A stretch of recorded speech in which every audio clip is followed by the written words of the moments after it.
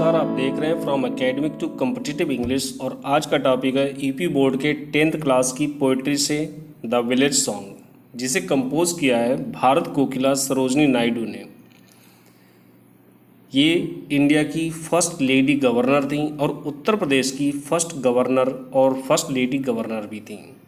तो आइए शुरू करते हैं उनकी पोएम द विलेज सॉन्ग। ये पोएम टोटल 4 स्टेंजाज में डिवाइडेड है, जिसमें प्रत्येक स्टेंजा की राइमिंग स्कीम AABBA, मतलब प्रत्येक स्टेंजा में 2 कपलेट्स हैं। पहला स्टेंजा है honey child whither are you going, would you cast your jewels all to the breezes blowing, would you leave the mother who on golden grain has fed you, would you grieve the lover who is riding for to wed you. यहाँ पर पहली पंक्ति के last में आया हुआ है going और दूसरी लाइन के लास्ट में आया ब्लोइंग, तो ये सेम राइम कर रहे हैं। तो इस प्रकार से ये कपलेट है। कपलेट का मतलब होता है दोहा, जो कपल शब्द से बना है। कपल का मतलब होता है जोड़ा। इसी प्रकार से इस स्टेंजा की 3rd और 4th लाइन एक जैसी राइम कर रहे हैं, इसलिए ये भी एक दोहा है।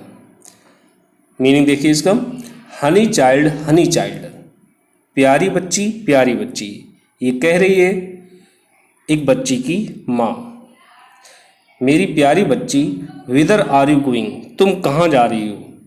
विदर का मतलब होता है कहाँ, जैसे हिदर का मतलब होता है यहाँ, दिदर का मतलब वहाँ और विदर माने कहाँ। सेंटेंस इंट्रोगेटिव में है। Would you cast your jewels all to the breezes blowing, would you cast का मतलब बिखेर देना, क्या तुम बिखेर दोगी योर ज्वेल्स, अपने रत्न यानी अपनी क्वालिटीज़, अपनी अच्छाइयों को, all to the breezes blowing, breezes का मतलब होता है हवा, ब्लो का मतलब बहना, जो हवा चल रही है, क्या तुम बहने वाली हवा में सामाजिक अवगुणों में अपने सारी अच्छाइयों को यूं ही बिखेर दोगी। अगला भी इंट्रोगेटिव है, would you leave the mother, क्या तुम अपनी उस माँ को छोड़कर चली जाओगी, who on golden green has fed you, जिसने तुम्हें सुनहरे दाने खिलाए हैं, मतलब पौष्टिक खाना खिलाया है, ऊर्जावान खाना खिलाया है, ऐसे खाना खिलाने वाली माँ को क्या तुम छोड़ जाओगी। Would you grieve the lover, क्या तुम उस प्रेमी को दुखी बेसहारा छोड़ के चली जाओगी, who is riding for to wed you, जो घोड़े पर सवार होकर तुमसे शादी करने के लिए आने वाला है। तो ये 4 पंक्तियों में मदर ने अपनी बच्ची से क्वेश्चन किया है। अगली स्टेंजा में उसकी बच्ची वो रिप्लाई कर रही है, मदर माइन, मेरी माँ, to the wild forest I am going, मैं जंगली इलाके में जा रही हूँ, वन को जा रही हूँ। Where upon the champa boughs, जहाँ पर चंपा के ब्रांचेस पर, चंपा के शाखाओं पर, बॉज का मतलब तो शाखाएं, the champa buds are blowing, चंपा की कलियाँ खिली हुई हैं, बर्ड्स का मतलब कलियाँ। To the koel haunted river isles where lotus lily glisten, वो वहाँ जाना चाहती है जहाँ पर कोयल मधुर धुन छेड़ती हैं, जहाँ पर समुद्र के बीच में टापू है, आइल्स का मतलब टापू। वेयर लोटस लिलीज ग्लिसन, जहाँ पर जल कमलनी खिली हुई हैं, ग्लिशन का मतलब होता है चमकना, दमकना। The voices of the fairy folk are calling me, परियों के गीतों की आवाज़ें मुझे पुकार रही हैं। ओ लिसन, अरे आप भी सुनिए।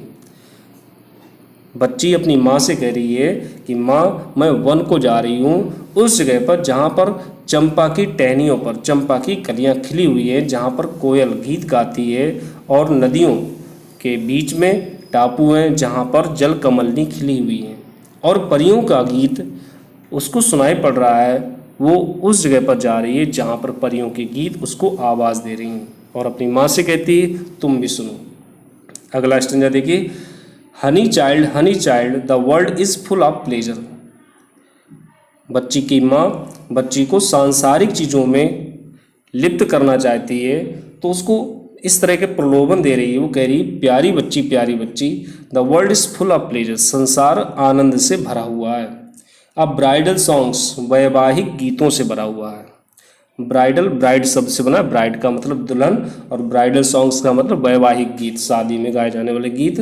एंड क्रेडल सॉन्ग्स, और पालने में गाए जाने वाले गीत यानी लोरियों से भरा हुआ है। And sandal scented leisure, sandal का मतलब चंदन, चंदन जैसी खुशबू जो चारों तरफ बिखरी हुई है, इन सब चीज़ों से संसार भरा हुआ है।